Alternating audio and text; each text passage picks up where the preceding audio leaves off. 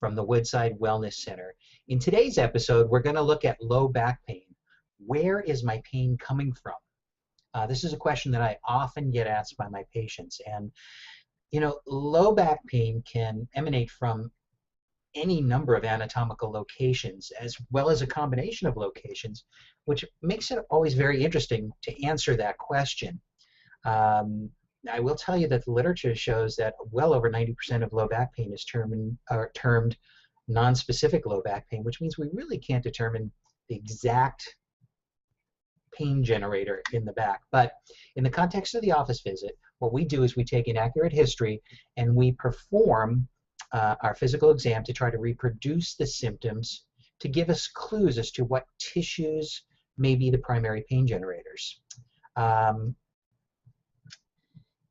as I mentioned, it's very, very difficult. And this is partly because there are many tissues that can be damaged or injured that are innervated by the same nerve fibers. Hence, clinically, they look very similar to each other. But in order to improve this, rather sad statistic of not being able to identify the primary pain generator, there was a task force that was convened in Quebec in 1995, and they reported that accuracy could be improved to over 90% if we used a categorization and classification approach where low back conditions are divided into one of three broad categories. Category number one is red flags, and these include dangerous conditions such as cancer, infection, fractures, and things of that nature.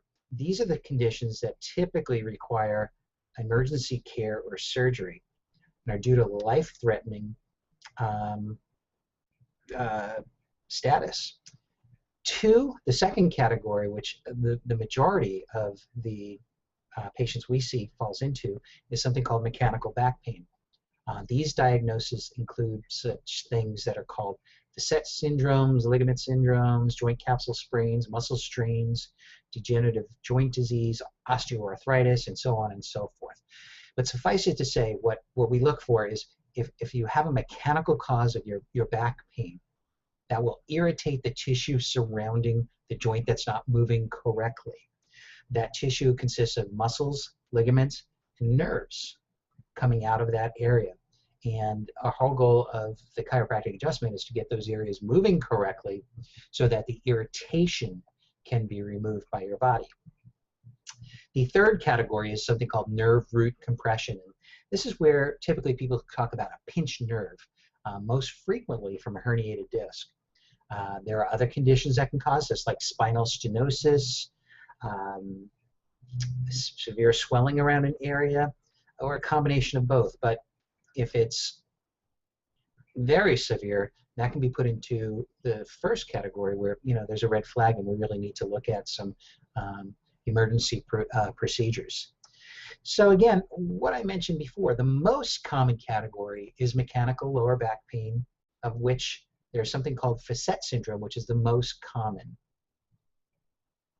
This is the classic patient who was a weekend warrior, who went out and overdid it, who decided, I'm going to lay a flagstone patio this weekend, when they haven't done any physical labor in ages. So the conditions can include tearing or stretching of the capsule surrounding the facet joint due to too much lifting, bending, twisting kind of activities. The back pain is usually localized to the area of injury, but it can radiate down into the buttocks or the back of the thigh and can be very mild to very severe in nature. So I hope that helps you to understand that where your low back pain comes from. The only way we can really determine, though, is to do a thorough examination and potentially some diagnostic imaging. If you have any further questions, please call me at the Woodside Wellness Center at area code 650-241-2259. Again, 650-241-2259. Until then, I look forward to speaking with you, and I wish you good health. Thank you very much.